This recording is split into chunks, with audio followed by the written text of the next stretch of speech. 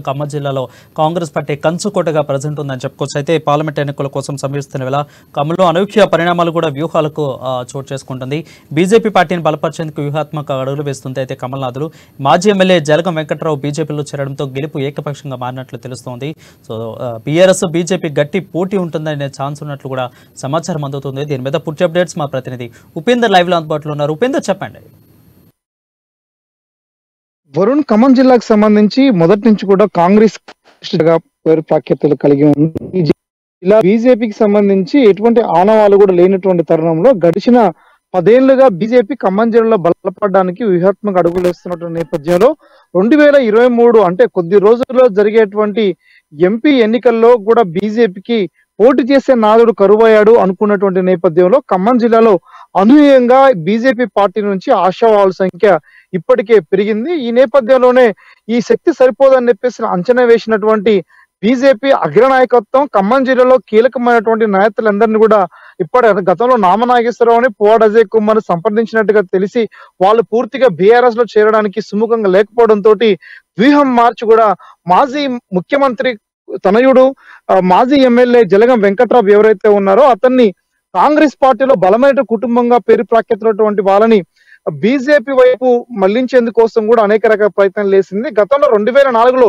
Sathupalli MLA గెలిచినటువంటి ఎవరైతే ఉన్నారో జలగం వెంకట్రావు, ఆ తర్వాత కొత్తగూడెం నుంచి కూడా గెలిచినటువంటి ఏకైక బీఆర్ఎస్ ఎమ్మెల్యేగా ఉన్నారు. కానీ 2023 ఎన్నికల్లో అసెంబ్లీ ఎన్నికల్లో కూడా బీఆర్ఎస్ అధినేత కేసీఆర్ టికెట్ ఇవ్వకపోవడంతో కొంత ఇండిపెండెంట్ గా పోటీ చేసి న్యూట్రల్ గా ఉన్నటువంటి బీఆర్ఎస్ నేత ఎవరైతే ఉన్నారో వెంకట్రావు ప్రస్తుతం బీజేపీ వైపు అడుగులు వేస్తూ వ్యూహాత్మకంగా బీజేపీలో చేరారు. ప్రస్తుతం ఖమ్మం ఎంపీ టికెట్ నుంచి కూడా తను పోటీ చేస్తున్నట్టుగా జోరుగా ప్రచారం నేపథ్యంలో ఖమ్మం జిల్లా వ్యాప్తంగా జలగం రాక్తో కొంత బీజేపీలో కొంత ఊపందుకుందని కూడా స్పష్టం చెప్పుకోవచ్చు. అయితే ఖమ్మంకి సంబంధించి బీజేపీ నుంచి ప్రధానమైనటువంటి ఆశావాహుల్లో ఉన్నటువంటి తాండ్ర వినోద్ రావు, అదే నేపథ్యంలో గోంగూర వెంకటేశ్వరతో మరో ముఖ్యమైనటువంటి నేత ఈవి ఎవరైతే ఉన్నారో అంటే ఈవి రమేష్ ఎవరైతే ఉన్నారో వీళ్ళతో పాటుగా దేవకి వాసుదేవరావు, మరోవైపు గల్లా సత్యనారాయణ, వీళ్ళ 5 పేర్లు కూడా వినిపిస్తున్నటువంటి నేపథ్యంలో కొత్తగా జలగ వెంకట్రావు అనే ఒక ముఖ్యమైనటువంటి నేత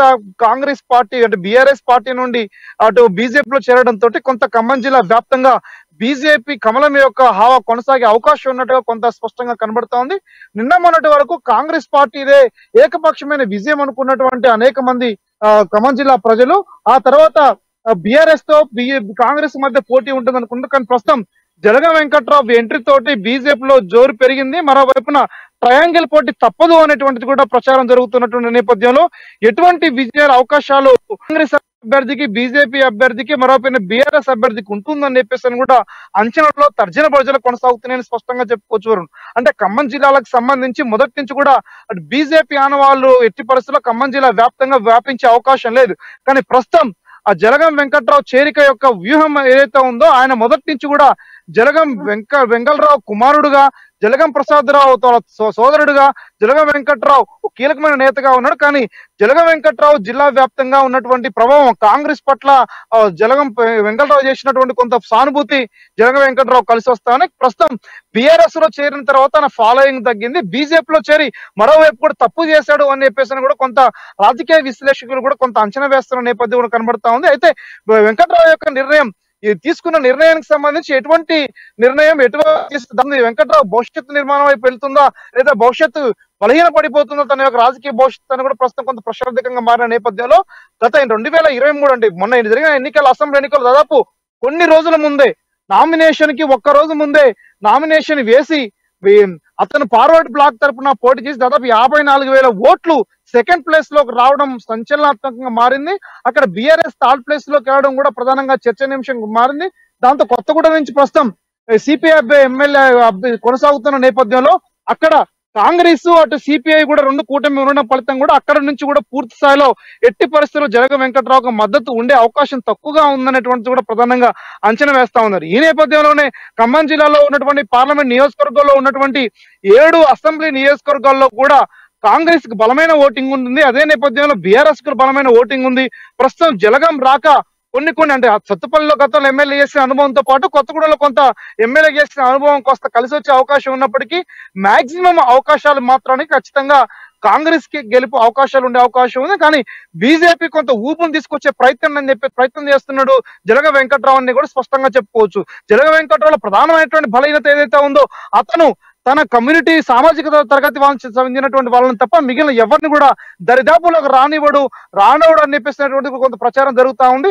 దీన్ని బీజేపీ ఎట్లా సెట్ చేస్తుంది, ఎలా ముందుకు తీసుకెళ్తుంది, బీజేపీ ఎట్లా వ్యూహంతో ఖమ్మం జిల్లాలో వచ్చే ఎన్నికలకు సంబంధించి అడుగులు వేయబోతా ఉందన్నట్టు కూడా కొంత స్పష్టంగా ఎన్నికల తర్వాత కొంత జరిగే అవకాశం ఉంది. కానీ ఇన్నాళ్ళు తాండ్ర వినోద్ తో పాటు ముఖ్యమైన ఈవి రమేష్ వీళ్ళందరూ కూడా ఇన్నాళ్ళు బీజేపీ టికెట్ వస్తుందని చెప్పేసి ఆశతోటి వివిధ రకాల కేంద్ర మంత్రులతోటి, అటు కృష్ణమాదిగ తోటి, మరోవైపున ముఖ్యమైన నేతలతో రికమెండ్ చేసుకున్నటువంటి వీళ్ళందరూ కూడా ఒక్కసారిగా జలగం రాకతోటి స్తబ్దతకు గురయ్యారని చెప్పి స్పష్టంగా చెప్పుకోవచ్చు వరుణ్.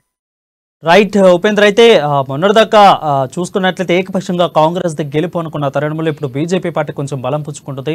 సో ఈ నేపథ్యంలో అంటే బీఆర్ఎస్ కూడా పూర్తి ఖాళీ అయిపోయింది ఖమ్మం జిల్లా వ్యవహారాలుగా మొత్తం కూడా. సో ద్విముఖ పోటీ ఉన్నది, త్రిముఖ పోటీ అవుతుందా?